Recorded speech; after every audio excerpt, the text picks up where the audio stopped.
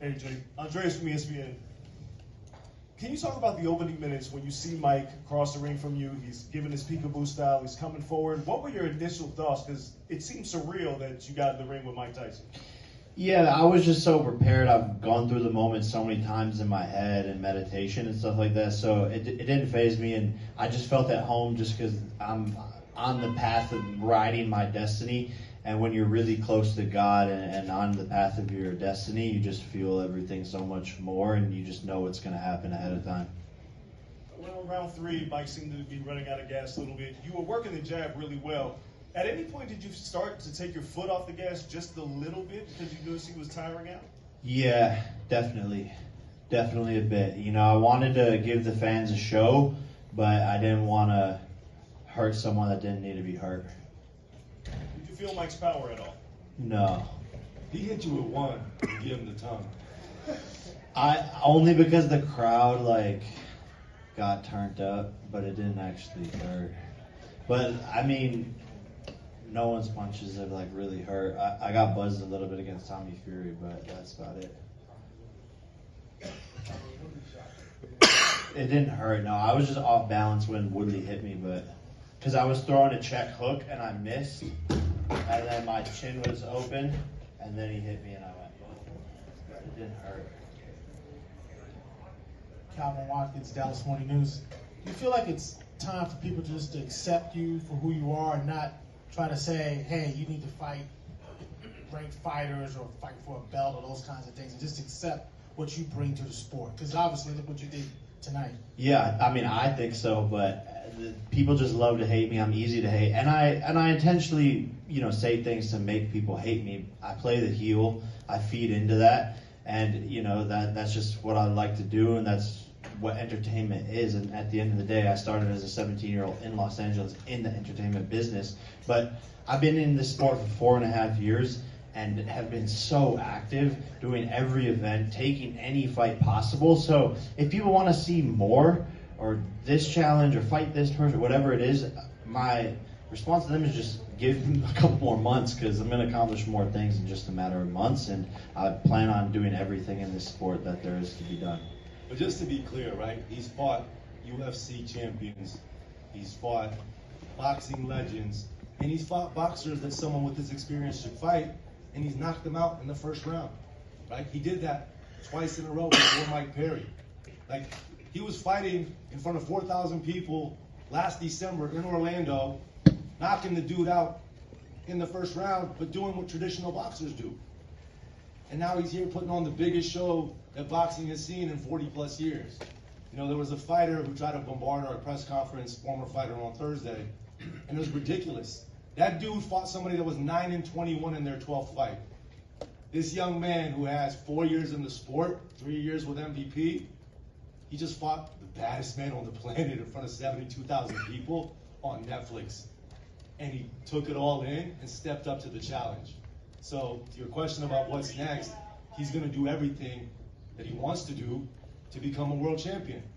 But in the midst of that, he may do things that are crossover, he may do things that are smaller in nature, but that's his path to be the world champion. Hey Jay, congrats on the dub, and both of you, congrats on the good night.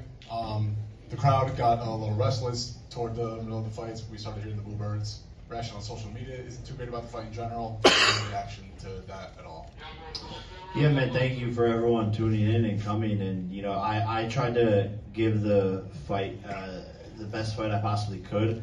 But when someone's just surviving in the ring, basically, it's hard to make it exciting. So I couldn't really get him to engage me or slip shots and, do something super cool or whatever. But I don't care about what people have to say. They're always going to have something to say, and that it is what it is. The only way that people would have been happy is if Jake lost somehow, right? And that would have been like, oh, what a great fight. Mike's a legend.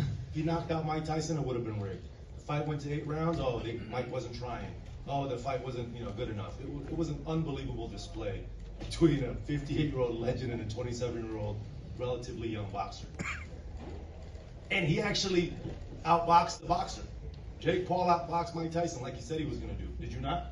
Like every single round. No, and yeah, that, like what do people say? Like I told everyone what I was going to do is to give him a boxing lesson.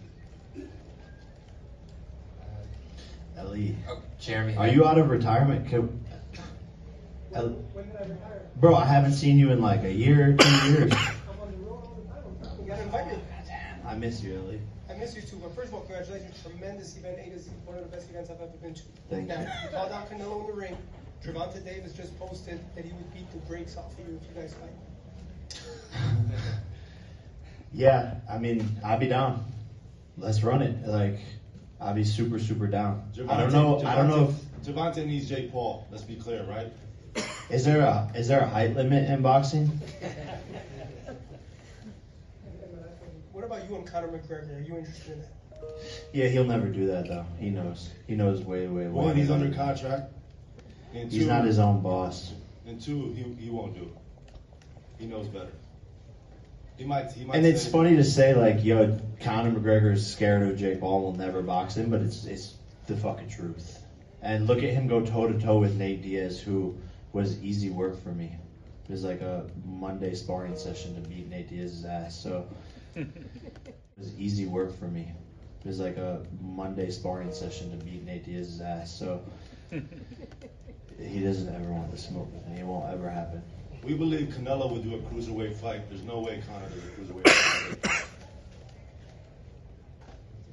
Jeremy Hecht here with Hip Hop DX and Up Rocks. First of all, I just want to say, I know you get a lot of hate, but what I think you don't get enough credit for is proving to a lot of people that evolution and growth is the ultimate goal and that anything is possible. Like, if you look back at yourself making YouTube videos or Vines, to know that you're just boxed the biggest boxing match of all time against potentially the greatest boxer of all time, and you have a belt in front of you and you won, I just want to say that's inspiring to a lot of people, so I think you deserve a lot of credit.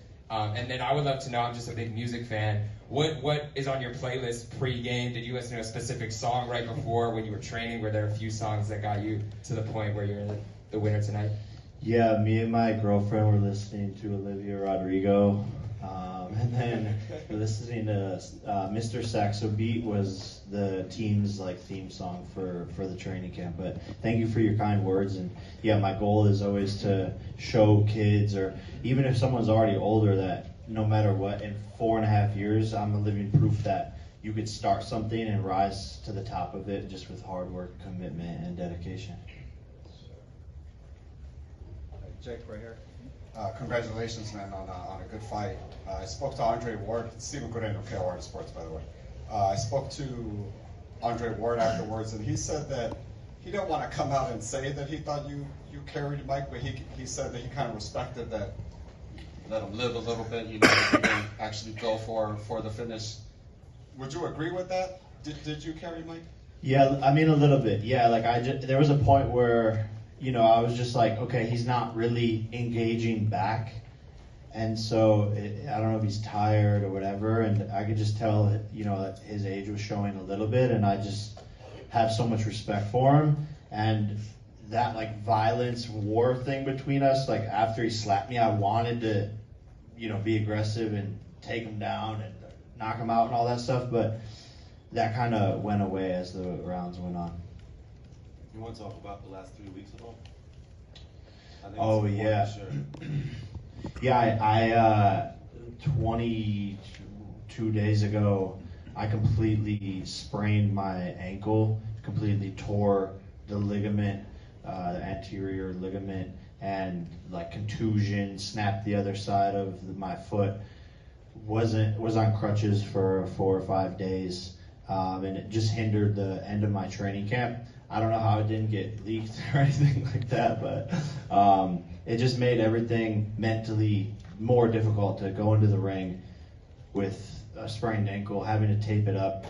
And I missed about 2 weeks of sparring, so I really only sparred 1 or 2 times before this fight, and that's why my cardio didn't feel as good in there tonight. But you just roll with the punches and fight through those things. Hi, I'm Robert for Dutch television. I had a question about Utah. What did she mean to you, and what did she bring to you towards this fight, and what does it mean to you that she's here? Yeah, I mean, she's the best woman in the world, and she's always supporting me, and she inspires me, and she works even harder than I do as an athlete, which makes me be on top of my game. And I know she's going to be world champion and win Olympic gold, and so I need to win